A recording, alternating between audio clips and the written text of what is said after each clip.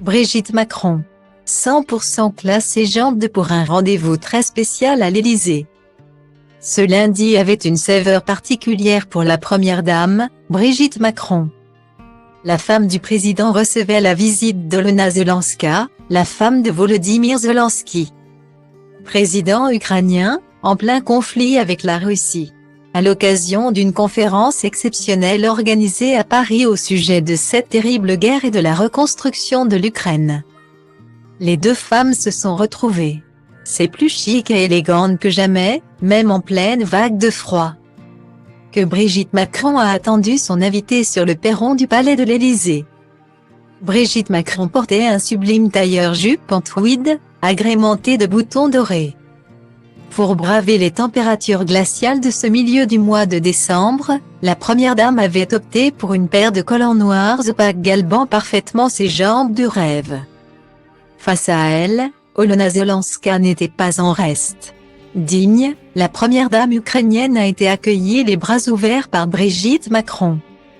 Pour l'occasion, Olena portait un ensemble noir très chic et de circonstance.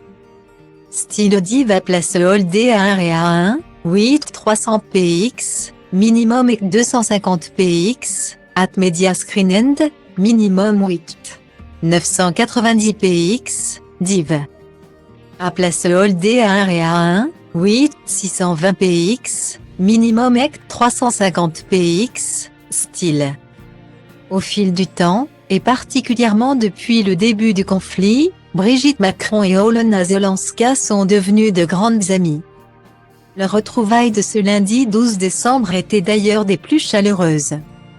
Les deux femmes se sont prises dans les bras et ont même échangé une bise, traductrice du bonheur qu'elles avaient de se retrouver depuis leur rencontre au mois de septembre. Un lien qui unit autant les deux femmes que leur président de mari. Les dirigeants du G7 tiendront ce lundi un sommet virtuel consacré notamment à l'invasion russe de l'Ukraine et ses conséquences, a annoncé lundi le gouvernement allemand. Les dirigeants des 7 pays, États-Unis, Allemagne, France, Italie, Grande-Bretagne, Canada et Japon, devraient tenir ce sommet en ligne dans l'après-midi. Le chancelier allemand Olaf Scholz, qui assure cette année la présidence du G7, donnera dans la foulée une conférence de presse à Berlin à 16h30 GMT. Style diva place Holdé A1 et A2, 300 px, minimum 250 px, at media screen end, minimum 990 px, div.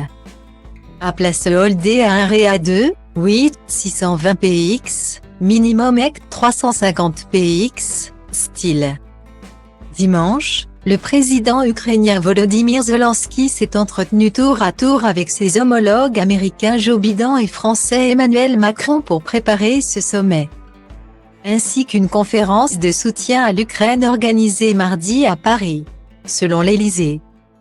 Des chefs d'État, des chefs de gouvernement, des ministres de 47 pays, de même que le secrétaire général des Nations Unies Antonio Guterres, participeront à cette conférence de soutien. Le président des États-Unis a réitéré dimanche son soutien à l'Ukraine, selon la Maison-Blanche. Ces sommets interviennent alors que les forces russes visent les infrastructures des services publics de base, provoquant, entre autres, des coupures d'électricité affectant des millions de personnes en plein hiver.